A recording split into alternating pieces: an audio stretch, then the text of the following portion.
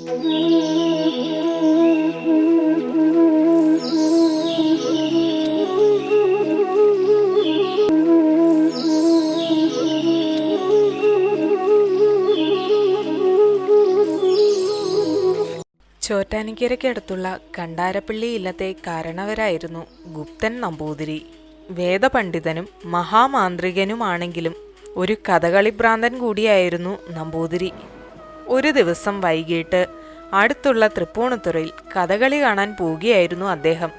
അന്ന് ഇന്നത്തെ പോലെ റോഡുകളൊന്നും ഉണ്ടായിരുന്നില്ല.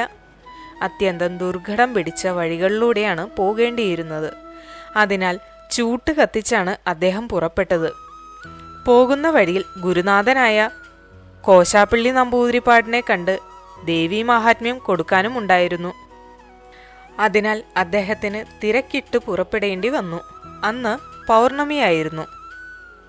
നടന്ന് ക്ഷീണം തോന്നിയ അദ്ദേഹം ഒരു പാലമരം കണ്ടപ്പോൾ അതിൻ്റെ ചുവട്ടിൽ വിശ്രമിക്കാനും വെറ്റില മുറുക്കാനും തീരുമാനിച്ചു. പെട്ടെന്ന് എവിടെ നിന്നോ പാലപ്പൂവിൻ്റെ മണം ഒഴുകി വരാൻ തുടങ്ങി.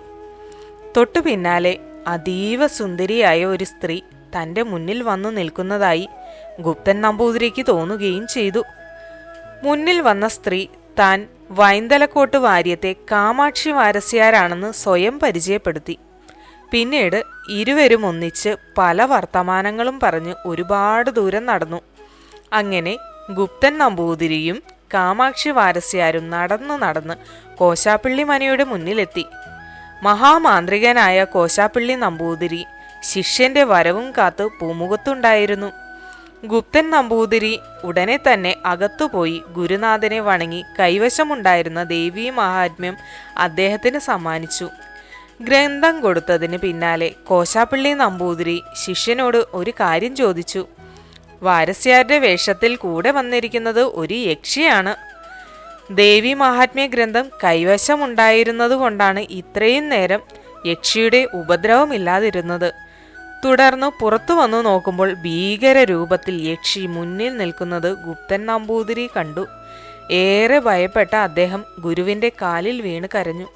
കോശാപ്പള്ളി നമ്പൂതിരി തൻ്റെ കൈവശമുണ്ടായിരുന്ന 12 മാന്ത്രിക കല്ലുകൾ ശിഷ്യന് സമ്മാനിച്ച ശേഷം ഇങ്ങനെ പറഞ്ഞു: ഇനി സാക്ഷാൽ ചോറ്റാനിക്കര അമ്മയ്ക്ക് മാത്രമേ നിന്നെ രക്ഷിക്കാനാകൂ. നേരെ ചോറ്റാനിക്കര ക്ഷേത്രത്തിലേക്ക് പുറപ്പെടുക. കഥകളി കാണാൻ പോകണ്ട. യക്ഷി അടുത്തെത്തുമ്പോൾ ഈ കല്ലുകൾ എടുത്ത് പുറകിലേക്ക് എറിയുക. അപ്പോൾ യക്ഷി സ്ഥലം വിടും. തുടർന്ന് ഗുപ്തൻ നമ്പൂതിരി ചോറ്റാനിക്കര ക്ഷേത്രത്തിലേക്ക് ഓടാൻ തുടങ്ങി. പിന്നാലെ യക്ഷിയും ഉണ്ട്. കല്ലുകൾ 12 ചോറ്റാനിക്കര എത്തും മുമ്പേ തീർന്നു. യക്ഷി തന്നെ വധിക്കുമെന്ന് തോന്നിച്ച ഗുപ്തൻ നമ്പൂതിരി ഉടനെ വഴിയിൽ കണ്ട മറ്റൊരു മാന്ത്രികനായ പള്ളിപ്പുറത്തു നമ്പൂതിരിയോട് കാര്യം പറഞ്ഞു. മനസ്സലിഞ്ഞ പള്ളിപ്പുറത്തു നമ്പൂതിരി തൻ്റെ കയ്യിലുള്ള വിഴുപ്പ് തോർത്ത് ഗുപ്തൻ നമ്പൂതിരിക്ക് സമ്മാനിച്ചു. ഓട്ടം തുടർന്നു അദ്ദേഹം പിന്നെയും. അധികം കഴിയും മുമ്പ് തന്നെ ഗുപ്തൻ നമ്പൂതിരി ചോറ്റാനിക്കര ക്ഷേത്രത്തിൻ്റെ തെക്കേ നടയിലെത്തി. അപ്പോൾ സമയം 7:30 വെളുപ്പ് കഴിഞ്ഞിരുന്നതിനാൽ ക്ഷേത്രനട തുറന്നിരുന്നു. നിർമാല്യവും അഭിഷേകവും മലർ നിവേദ്യവും കഴിഞ്ഞ സമയമായിരുന്നു അത്. കൈവശമുണ്ടായിരുന്ന വിഴുപ്പ് തോർത്ത് പുറത്തെടുത്തെറിഞ്ഞ് ക്ഷേത്രത്തിലേക്ക് കടക്കാൻ നോക്കിയ ഗുപ്തൻ നമ്പൂതിരിയെ യക്ഷി പിടിച്ചു വലിക്കാൻ ശ്രമിച്ചു. അപ്പോൾ ശ്രീലകത്തു നിന്ന് ചോറ്റാനിക്കരമ്മ ഇറങ്ങി വന്ന് തൻ്റെ പള്ളിവാളെടുത്ത് യക്ഷിയുടെ തല വെട്ടി തല തെക്കേ കുളത്തിലേക്ക് എറിഞ്ഞു. ആ കുളം ഇന്നും രക്തക്കുളം എന്നറിയപ്പെടുന്നു. ദേവിയുടെ ഉടയാടയിൽ ചോരപ്പാടുകൾ കണ്ട അന്നത്തെ മേൽശാന്തി അയിനിക്കാട്ട് നരസിംഹൻ നമ്പൂതിരി ഉടയാട മാറ്റി വീണ്ടും അഭിഷേകം നടത്തി. ഇതിൻ്റെ സ്മരണയ്ക്ക് ഇന്നും ചോറ്റാനിക്കരയിൽ രാവിലെ അഭിഷേകവും നിവേദ്യവും കഴിഞ്ഞ് വീണ്ടും അഭിഷേകം നടത്തുന്നു. ദേവിയുടെ കൈകൊണ്ട് മോക്ഷം കിട്ടിയ യക്ഷി ഒരു ഉപദേവതയായി ക്ഷേത്രത്തിൽ കുടികൊള്ളാൻ തുടങ്ങി.